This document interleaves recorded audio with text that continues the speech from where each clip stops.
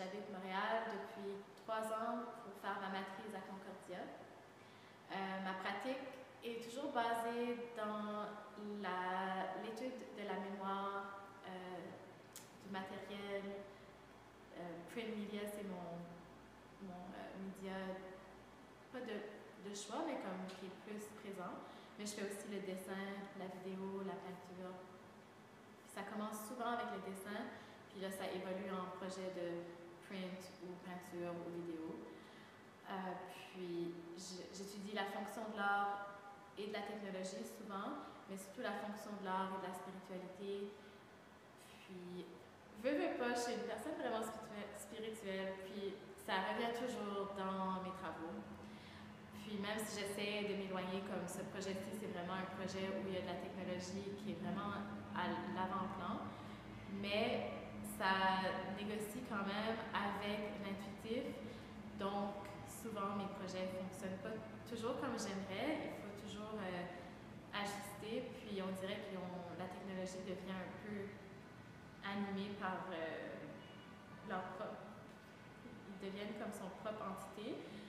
Puis des fois, ça ne matche pas avec moi. Je sais pas.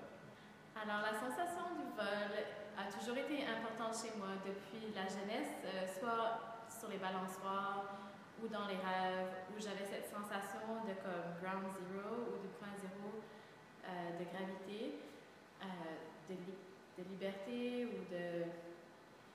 C'est un peu un mélange de peur et de liberté. Fait que c'est comme trouver le juste milieu, avoir un élan de liberté, mais de ne pas être confronté par la peur qui vient avec, on dirait, qu'il y a comme une responsabilité qui vient avec cette liberté-là. Puis, j'ai beaucoup rêvé que je m'envolais. Quand j'étais petite, j'avais peur de m'envoler trop haut. Fait que j'ai comme créé un exercice quand j'étais à l'adolescence d'apprendre à atterrir dans mes rêves. Puis ce projet-ci est vraiment influencé par cette époque-là de ma vie. J'ai exploré le lucid dreaming, qu'on dit rêve lucide, à l'adolescence, assez pour apprendre un peu à contrôler mes rêves, mais j'ai pas été si loin dedans que je peux contrôler mes rêves chaque soir. Mais quand je vais voler dans mes rêves, maintenant je peux avoir un peu de lucidité, puis pas trop m'envoler loin, puis de pouvoir atterrir. Mais il y a quand même toujours un moment où il y a des obstacles que je ne contrôle pas, puis je suis correcte avec ça. C'est peut-être un exercice de méditation qui peut nous aider à contrôler nos rêves, mais je crois que c'est aussi un exercice qui veut qu'on prenne conscience de notre corps dans cette réalité.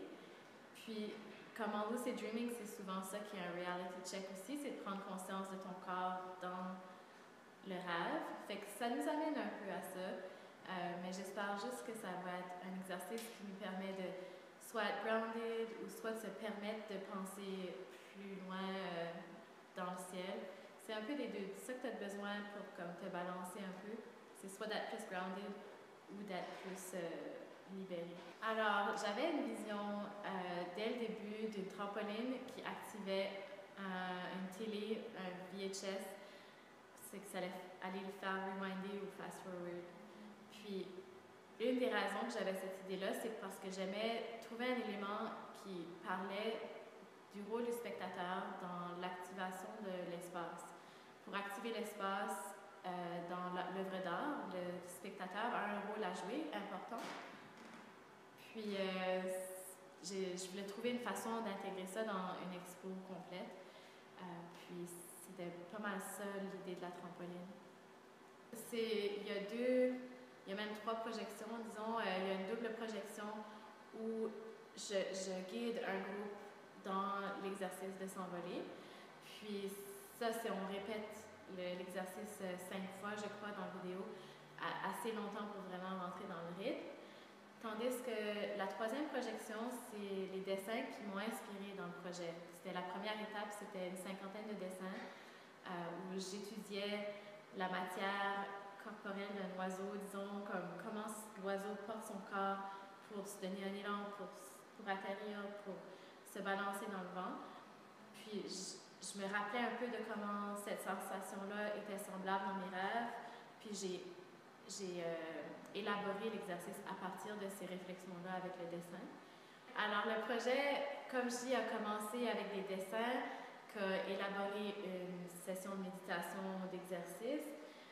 Puis à ce moment-là, j'ai décidé de faire des petits pamphlets qui se nomment Flyer for Flight en anglais ou L'art de s'envoler en français. Souvent, je vais utiliser des termes en anglais et en français qui sont différents parce que je viens d'une classe bilingue, puis j'aime cette richesse-là que 2-3 personnes vont avoir différentes lectures sur la même chose. Alors, j'aime bien ça. Puis, les pamphlets, pour moi, sont une partie importante de mon travail, surtout en print. J'aime populariser l'œuvre d'art. J'aime que les choses soient gratuites ou vraiment pas chères.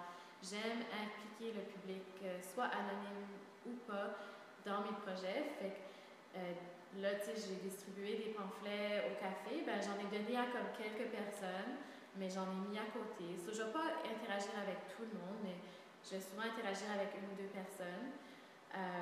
Puis c'est à ce moment-là aussi, là, dans les prochains jours, que je vais demander des témoignages au public.